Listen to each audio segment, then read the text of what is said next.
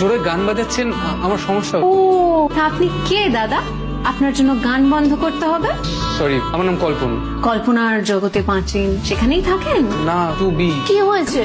দেখুন না দিদি ভাই, আমি কতক্ষণ ধরে ওনাকে রিকোয়েস্ট করছি, আপনারা খুব জোরে গান বাজাচ্ছেন, শুনছেনই না আমার কথা। আপনি জানেন ওনার বাবাকে? মিস্টার শিবাজি ব্যানার্জি।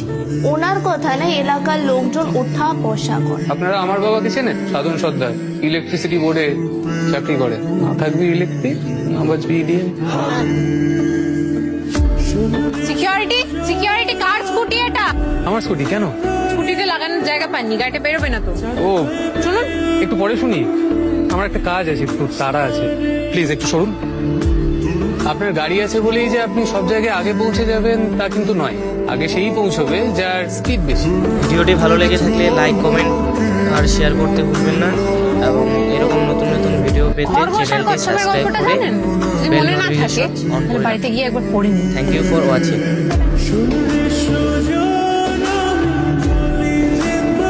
কি হলো, আপনি বাইরে বসে কেন? অহনা বাড়ি ফেরেনি, আমার কাছে চাবি নেই তাই। তাহলে চলুন ভেতরে, কি বসবেন চলুন। ও থ্যাঙ্কস।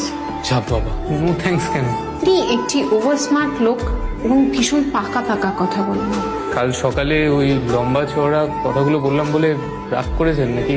আমার একটা কথা বলুন তো, খরগোশ আর কচ্ছপ সবসময় রেস করে কেন? ওরা তো একসঙ্গে বন্ধু হয়েও থাকতে পারে। চলুন ভেতরে। তো কি করেন আপনি? আমি করি পৃথিবীর সব থেকে কঠিন কাজটা, কাজ খোঁজার কাজ। খুব কঠিন। সামনের সপ্তাহে এখান থেকে বিদায় হও। আর হ্যাঁ, তাই দুদিন বাদে তাই নতুন ভাড়াটিয়া আসবে। তাকে তুমি একটু ভালো করে ফ্ল্যাটটা দেখিয়ে দিও।